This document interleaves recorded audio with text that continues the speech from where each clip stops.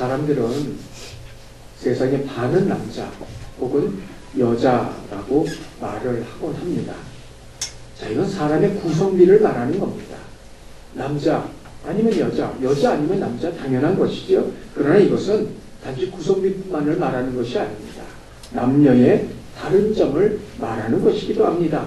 남자와 여자가 같다면, 동일하다면 굳이 이런 구분, 남과 여를 말하지 않을 것입니다.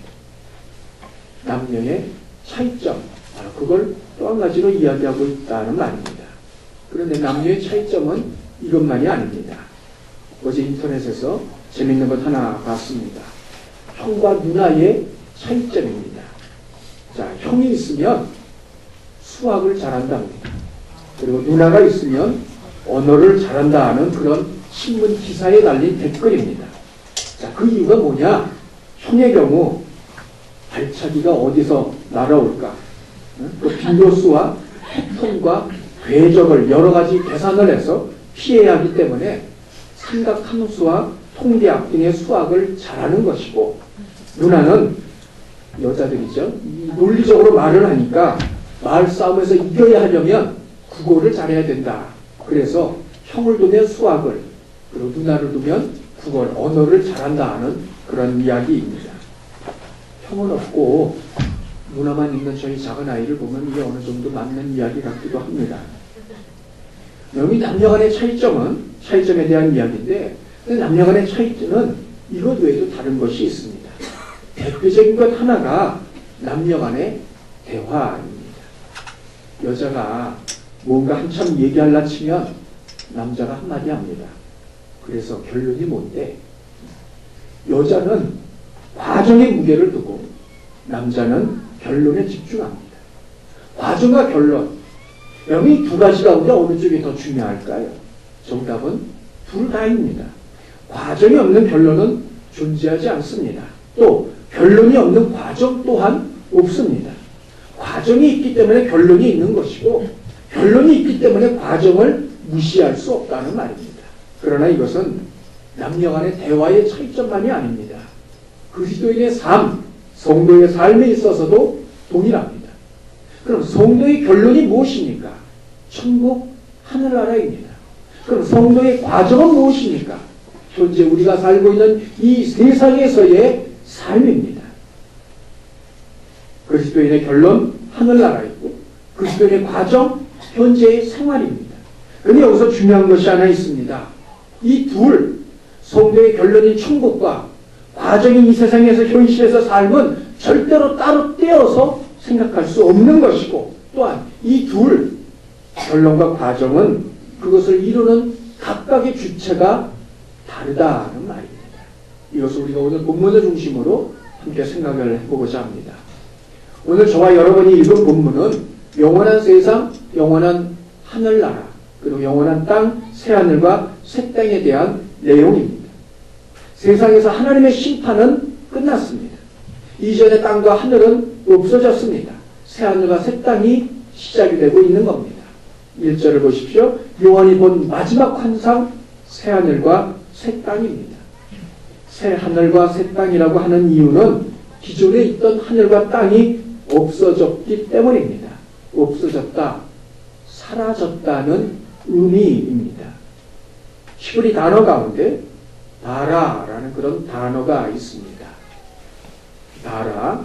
자, 근데 이 창조하다라는 그런 뜻인데 주로 무에서 유를 만들어낼 때 사용하는 단어입니다. 반면에 아차라는 그런 단어가 있는데 그것은 유에서 유를 만들 때 사용하는, 어떤 재료를 갖고 뭔가 만들어냈을 때 사용하는 단어입니다. 그런데 없어졌고 라는 이런 단어는 히브리 이 말의 이 바라라는 이 단어를 마감하는 것으로 유를 무로 만들어버렸다는 뜻입니다. 이전 우리가 살고 있는 이 하늘과 땅은 없어졌습니다. 사라졌습니다. 그리고는 전혀 다른 새하늘과 새 땅이 시작이 되고 있는 겁니다. 몇몇 사람들은 이 부분에 대해서 이 세상이 완전히 없어진 것이 아니고 기존에 있던 세상을 새롭게 한 것이라고 생각을 하곤 합니다. 그러나 그렇다면 이건 엄밀히 말하면 창조가 아닌 리모델링일 뿐입니다. 반면에 이사야서 65장 17절을 보십시오. 내가 새하늘과 새 땅을 창조하나니라고 말씀하고 있습니다. 창조, 바라라는 뜻입니다. 무에서 유를 만들어낸 것입니다. 기존에 있던 하늘을, 기존에 있던 땅을 조금 바꾸어서 새롭게 만들어 업그레이드 시킨 것이 아니고 전혀 다른 세상을 만들어내고 있는 겁니다. 헬라 단어 가운데 새, 이 영어로 new라는 거죠. 이 새라는 단어에는 두 가지가 있습니다. 하나는 카이노스라는 단어인데 질적으로 다른 것을 말하는 겁니다. 형태적인 면에서 예전에는 존재하지 않던 것 혹은 사용하지 않던 것 이제 간 만들어진 그런 것을 의미하는 것이고, 내용적인 면에서는 예전에 전혀 없던 전대미문, 바로 그걸 말하고 있습니다. 두 번째 단어는 네오스라는 단어인데, 이건 기존에 있던 것을 토대로 상황과 상태가 달라진 것을 말하는 그런 단어로 리폼 혹은 리모델링 등이 여기에 해당하는 단어입니다. 그런데 오늘 본문에 새하늘과 새 땅은 네오스가 아니라 카이노스를 사용하고 있습니다. 자, 그 이유 가운데 하나가 베드로후서 3장 12절 13절입니다. 12절에 보면 하나님의 날이라고 말하고 있어요. 심판의 날입니다. 자, 그날 하늘이 불에 타서 풀어졌다는 겁니다. 원문의 의미를 보면 없어졌다는 말입니다. 그리고 물질, 자, 이건 물질의 기본 요소인 원자를 말합니다. 그 원자들이 불에서 다 녹아진다, 소멸됨을 말하고 있습니다. 자, 형태와 모양, 내용까지 없어진 겁니다. 자, 그리고 13절에 새 하늘과 새 땅이 시작이 되고 있습니다. 그러므로 전혀 다른 새 하늘과 새 땅이 시작이 되는 겁니다.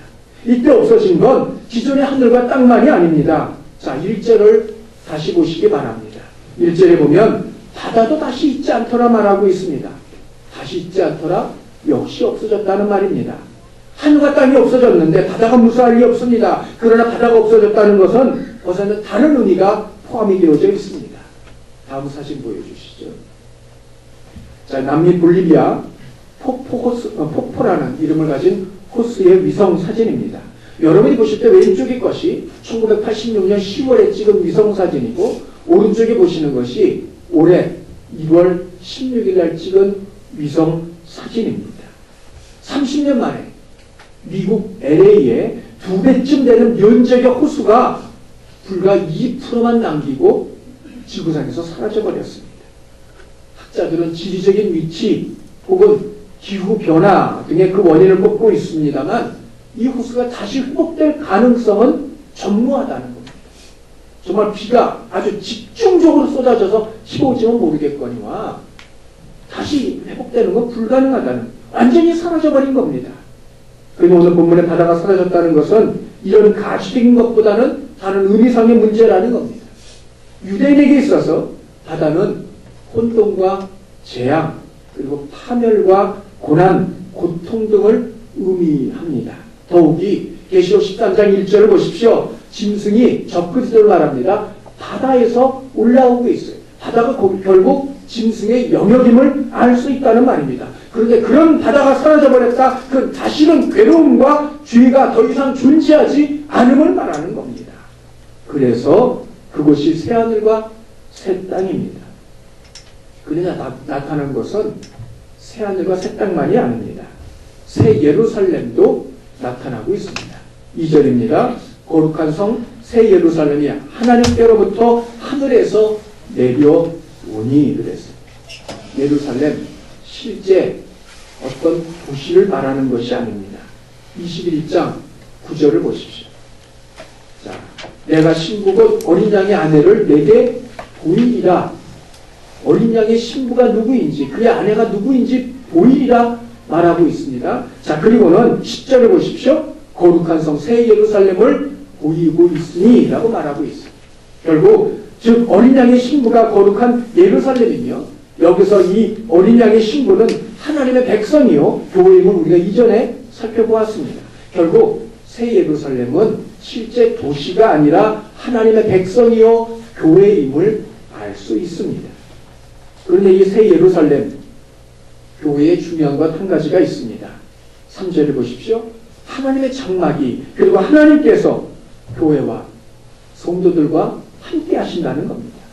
근데 여러분 이건 이상한 일입니다. 왜냐하면 마태복음에 보면 천사가 요셉에게 나타나 예수님의 탄생의 소식을 전하며 이사야의 예언을 인용하고 있는데 1장 23절을 보십시오. 임마누엘, 그 이름을 임마누엘이라 하리라. 아들이 태어날 것인데 태어나면 이름을 임마누엘이라 하리라. 그 뜻은 하나님이 우리와 함께 하시는 것이라고 말하고 있습니다. 그리고 예수님이 탄생을 하셨습니다. 임마누엘이 실제로 이루어진 것입니다. 하나님이 함께 하신다는 말입니다. 이뿐만이 아닙니다. 예수님의 부활 후에 승천하시면서 남기신 말씀이 무엇입니까? 마태복음 28장 20절을 보십시오. 내가 세상 끝날까지 너희와 항상 함께 있을 것이라. 하나님은 예수님은 단 한 번도 우리를 떠난 적 없고 우리와 늘 함께 하고 계십니다. 그런데 오늘 본문 3절에서 보면 뜬금없이 하나님이 함께 하신다고 말씀하고 있어요. 그럼 언제가 하나님이 떠나신 적이 있었느냐 말이죠. 제가 결혼할 때 저희 형을 제치고 제가 먼저 결혼을 했습니다. 제가 결혼한 이유가 두 가지입니다. 하나는 결혼하기 전에 제가 강도사 고시를 봤는데 면접에서 떨어졌어요. 이유가 뭐냐? 결혼하지 않았기 때문입니다. 아마 우리 교단에서 결혼하지 않아서 강도사 떨어진 거는 제가 초유의 사람일 겁니다. 전무후무한 사람. 그 다음에 또 강도사 고시를 봐야 되는데 또 떨어질 수 없어서 제가 결혼을 좀 서둘렀습니다. 또 하나가 있습니다. 그건 아내하고 데이트할 때 제가 밤 10시 반이면 꼭 이렇게 집에다 데려다 주곤 했습니다. 그리고는 저는 그 후에 집으로 돌아오곤 했는데 어느 날부터가 그게 너무 힘든 거예요. 10시 반에 데려다 주고 저는 집에 오면 11시 반, 어느 때는 12시가 넘을 때도 있고 이 너무 힘들다. 같이 집에 들어가면 좋겠다 하고 생각을 했고 그래서 제가 결혼을 하게 된 겁니다. 같이 살지 않을 때도 늘 함께 있었습니다. 학과는 다르지만 같은 학교이니까 오다 가다 만나기도 하고 시간이 나면 같이 점심 먹기도 하고 수업이 끝나면 또 만나고 그런데 그럴지라도 그 온전한 함께함이 아니었습니다. 왜냐하면 밤이면 헤어져야 했기 때문입니다.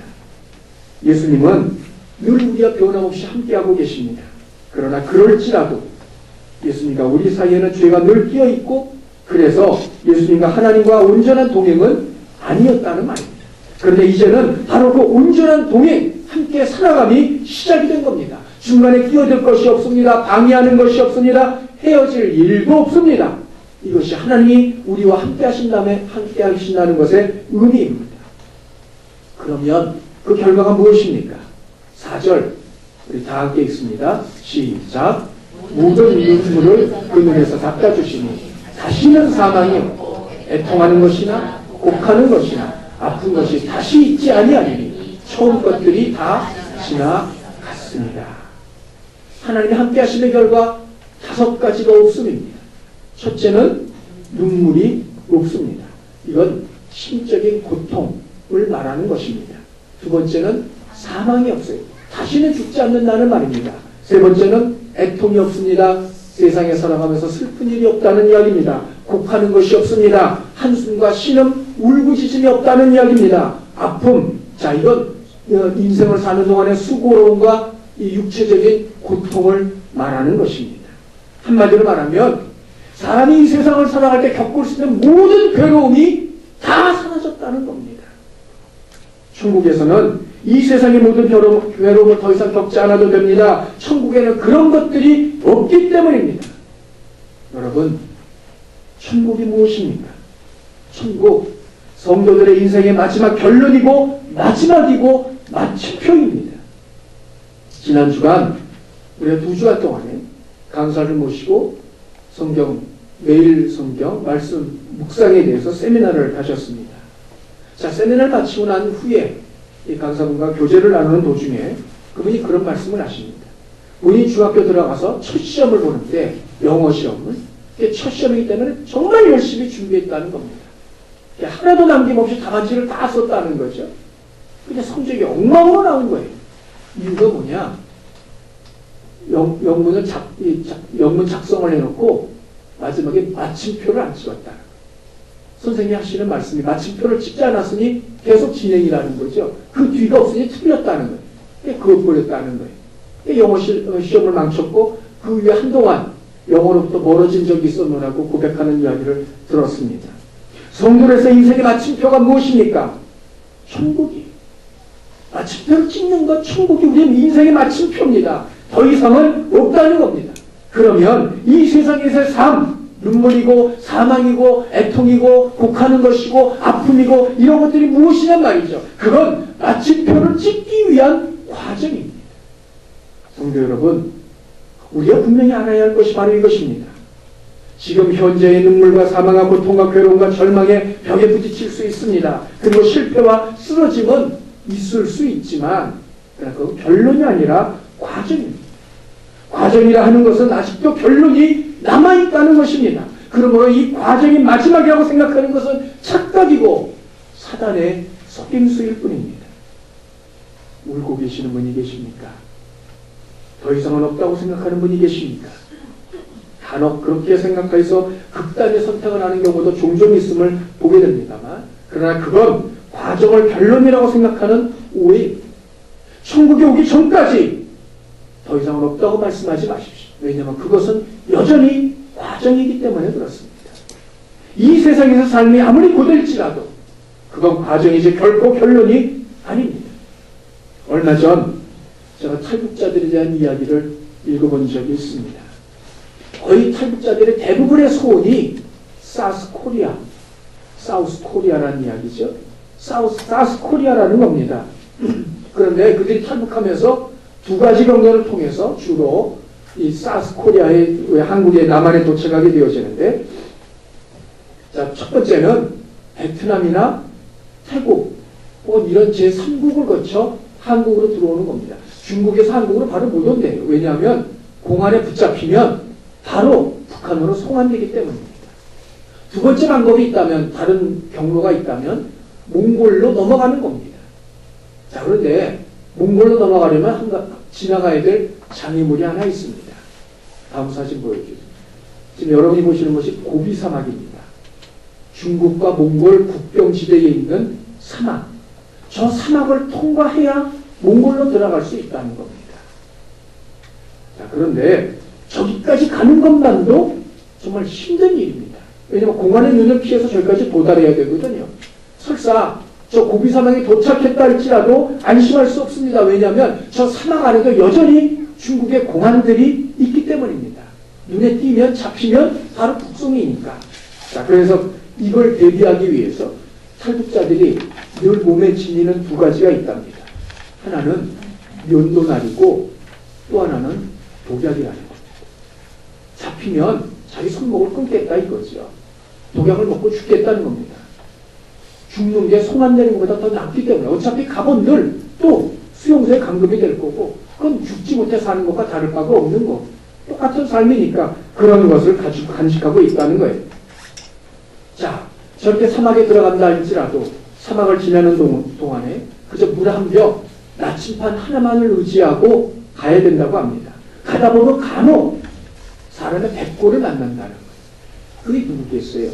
자기보다 앞서 탈북했던 또 다른 탈북자라는 거죠. 그 모습을 지켜보면 자기도 죽음의 공포를 느끼면서 그 길을 갈 수밖에 없다는 거예요.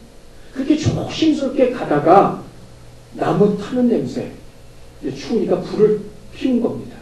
그 냄새가 나면 환호성을 지른다는 거예요. 왜? 사람이 근처에 있다는 이야기라는 거죠. 자, 그 순간 또 정적에 빠진다는 겁니다. 왜냐하면 아직도 중국의 공안인지 몽골 수비대인지 알 수 없기 때문입니다. 조심스럽게 다가가서 봤는데 중국 공안이 아니라 몽골 수비대다. 그러면 그들 앞에 일부러 달려간다는 거예요. 나를 좀 잡아가라는 거죠.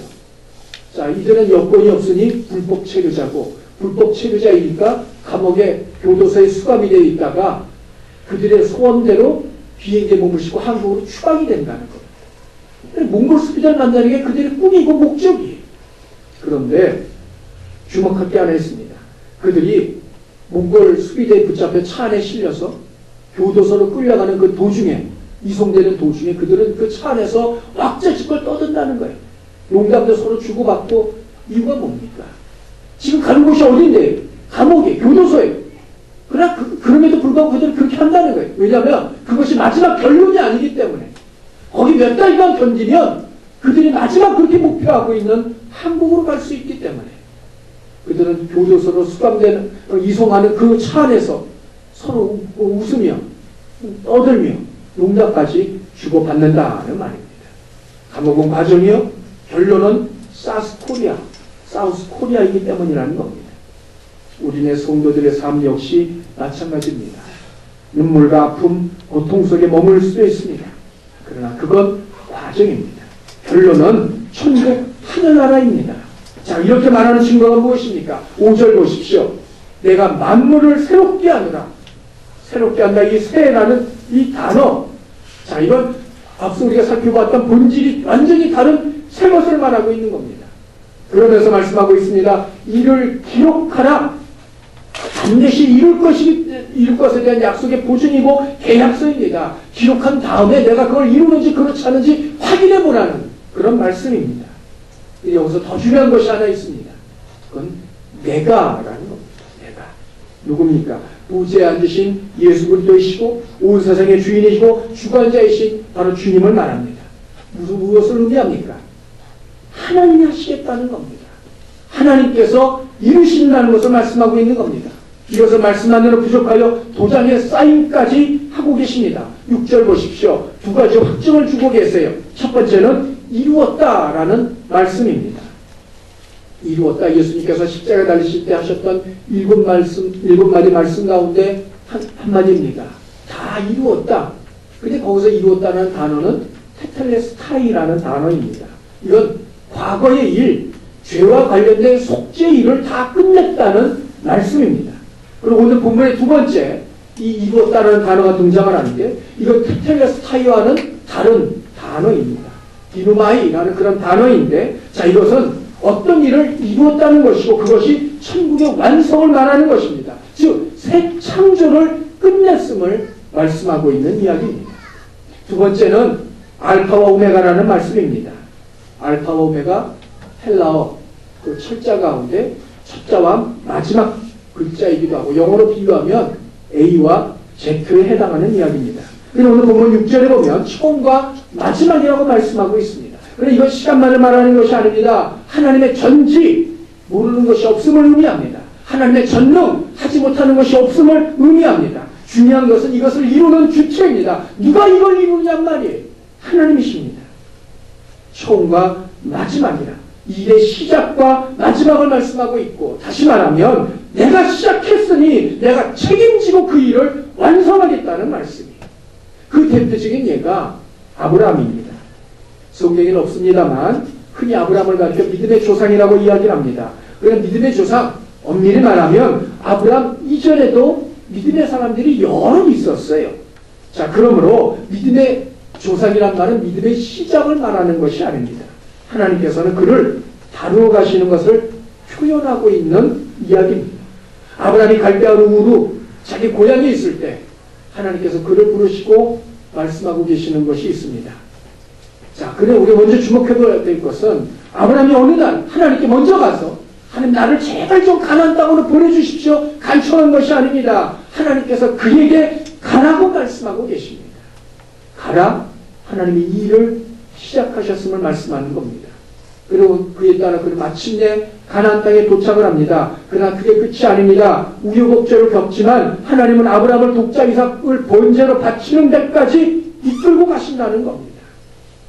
아브라함이 이렇게 할 수 있었던 것, 아브라함이 잘나서 한 것이 아닙니다. 뛰어나서가 아닙니다. 가나안 땅에 흉년이 들자 애굽으로 내뺍니다. 그런 하나님께서 바로를 두들기셔서 다시 돌려보냅니다. 롯과 헤어졌을 때 롯이 조우편 땅을 택하자 하나님께서 아브라함에 나타나셔서 그를 위로하고 계십니다.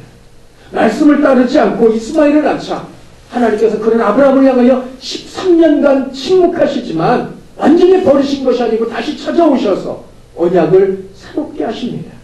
그리고 아브라함이 아비멜렉 앞에서 앞서 바로에 했던 똑같은 거짓말을 또다시 반복을 하며 그럴지라도 아브라함이 아닌 아비멜렉을 혼내셔서 아브라함과 사라를 돌려보내고 계십니다.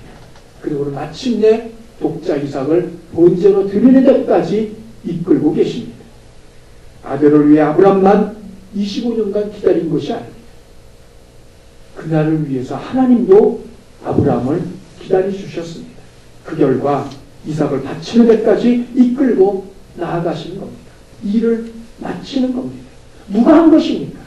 하나님입니다. 아브라함이 아닙니다. 아브라함을 넘어서 우리도 마찬가지입니다. 우리 가운데 누가 믿을 마음을 가졌느냐는 겁니다. 그 마음까지도 하나님이 주신 것이고 여기까지 하나님은 우리를 인도하고 계십니다. 모든 것이 다 하나님의 행하심입니다. 수많은 사람들 가운데 우리로 하여금 믿음을 갖게 하시고 수많은 교회가 있지만 바울의 교회를 만나게 하시고 수많은 목사와 성도들이 있지만 그들 가운데 저와 여러분을 만나게 하신 것 모두가 다 하나님이 하시는 일입니다. 그리고 그것은 천국에 들어갈 때까지 지속되는 일입니다. 이것이 바로 알파와 오메가의 뜻입니다. 자, 그러면 이 모든 걸 다 하나님이 하신다면 우리가 해야 할 일은 무엇일까요? 7절 우리 다 함께 읽습니다. 시작. 이기는 자는 이것들을 상속으로 받으리라. 나는 그의 하나님이 되고 그는 내 아들이 되리라. 이기는 자는 이것들 새하늘과 새 땅입니다. 눈물과 아픔과 고통과 한숨과 탄식이 없는 것을 말합니다. 이걸 상속으로 받으리라. 누가요? 이기는 자리라고 말하고 있습니다. 그럼 이기는 자는 과연 어떤 존재입니까? 중국에서 선교사들이 나병 환자를 치료하기 위해서 세운 병원이 있습니다. 어느 날 이 많은 나병 환자들이 오고 있는데 어느 날 그 중에 한 나병 환자가 저는 제가 나병 환자가 된 것을 감사드립니다 라는 말을 하는 것이었어요. 선교사들이 깜짝 놀라자 그가 이야기합니다. 제가 나병에 걸리지 않았으면 이 병원에 오지 않았을 것이고 이 병원에 오지 않았더라면 하나님을 알지 못했을 텐데 이 병 때문에 병원에 왔고 병원에 와서 하나님을 알아 구원을 받게 되었으니 어찌 감사하지 않겠느냐는 겁니다. 그리고 앞으로는 병이 완전히 치료되어서 온전케 되는 날이 올 것을 믿기 때문에 더욱 하나님께 감사드린다고 말을 하는 것이었습니다. 세상에는 추한 면과 아름다운 면이 있습니다. 근데 많은 사람들은 세상의 추한 면만 보고 사람들의 추한 면만 보고 실망하고 시기에 빠집니다. 그러나 여러분 이 나병 환자는 하나님의 부르심에 천국에 이르기까지 구원의 파노라마를 보면서 절망하는 대신 확신을 하고 있습니다. 이 확신의 능력, 그렇게 될 것에 대한 그 확신의 능력은 결코 자신에게서 나온 것이 아닙니다. 하나님께서 주신 겁니다. 그러나 그는 이 확신을 붙들고 믿고 있습니다. 세상에서 그는 나병 환자입니다. 어떤 가능성도 없는 사람입니다. 그러나 그는 세상을 이겼고 그의 이김의 동력은 그의 바로 믿음이라는 겁니다. 요한일서 5장 4절을 보십시오. 요한일서 5장 4절입니다. 하나님께로부터 난 자마다 세상을 이겼는데 세상을 이기는 승리의 비결은 믿음이라는 겁니다. 믿음이란 무엇입니까? 믿음은 내 기대와 내 소망과 내 바람을 믿는 것이 아닙니다. 믿음은 하나님이 하신 일과 하나님이 하시는 일과 그리고 하나님이 하실 일을 믿는 것입니다. 하나님이 하신 일, 나를 부르시고 하나님의 자녀로 삼으신 것입니다. 하나님이 하시는 일, 현재 내 삶에서 일어나고 있는 모든 일들입니다. 좋은 일뿐만이 아닙니다. 고통과 아픔까지도 포함된 일들입니다. 하나님이 하실 일, 어떤 일을 만나더라도 나를 구원하시고 나의 구원을 완전하게 이루게 하시는 것, 그걸 믿는 것이 믿음이라는 말입니다. 결국 이기는 자는 누구입니까? 믿음을 가진 사람입니다. 이들에게 주어지는 것은 무엇입니까? 새하늘과 새 땅입니다. 눈물도 죽음도 슬픔도 아픔도 없는 것입니다. 상황을 이기는 힘입니다. 환경에 무너지지 않는 힘이고 사람들의 말과 눈에 휘둘리지 않는 힘입니다. 세상을 이기는 힘입니다. 조건은 하나님께로부터 난 자들입니다.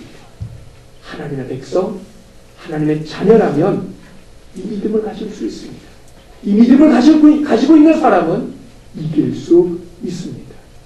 성도 여러분, 여러분은 이 믿음을 가지고 계십니까? 다음 사진을 보여주시죠. 무엇인지 아시겠습니까? 페르시안 카페트입니다. 이란에서 짠, 이란의 사람들이 짠 카페트입니다. 그런데 이 페르시아 사람들은 이 카페트를 짤 때 다 완성하고 나면 반드시 어디 한 곳, 여러 곳이 아닙니다. 한 곳에 흠집을 남깁니다. 피조물인 사람이 완벽하지 않다는 것을 증거로 보이고 있는 이야기입니다. 이걸 가리켜 페르시아의 흠이라고 이야기를 합니다. 이뿐만이 아닙니다. 아메리칸 인디언들은 아름다운 돌을 주어서 그 돌을 꿰어서 목걸이를 만드는데 아름다운 돌 가운데 반드시 깨진 돌 한 개를 끼우고 있습니다. 자, 그들은 이것을 가리켜 영혼의 돌이라고 부른답니다. 사람은 완벽하지 않습니다. 흠이 있습니다. 우리가 사는 이 세상 역시 완벽하지 않습니다. 흠이 있고 깨짐이 있습니다. 그러나 그 흠과 깨짐을 만회하는 방법이 있으니 바로 믿음이라는 겁니다. 어떤 믿음입니까? 빌립보서 1장 6절을 보십시오. 너희 안에서 착한 일을 시작하시니가 그리스도 예수의 날까지 이루실 줄을 우리가 확신하노라. 너희 안에서 믿는 자들입니다. 착한 일, 우리의 구원, 영혼의 구원만이 아닙니다. 우리가 살아가고 있는 이 세상에서 생활과 삶에서의 구원까지 포함된 이야기입니다. 시작하시니가 하나님을 말하는 것이고 하나님이 그 일을 시작하고 계십니다. 그리스도 예수의 날까지, 예수님의 재림의 날, 심판의 날입니다. 이루실 줄을, 완성하실 것을 확신하노라, 의지하다, 믿는다는 것을 의미하고 있습니다. 하나님의 자녀입니까? 그렇다면 이것을 믿으십시오. 하나님께서 어떤 일을 시작하시면 반드시 이루어내십니다. 그 일을 하나님께서 시작하셨기 때문이고 시작하신 이가 변치 않는 하나님이시기 때문입니다.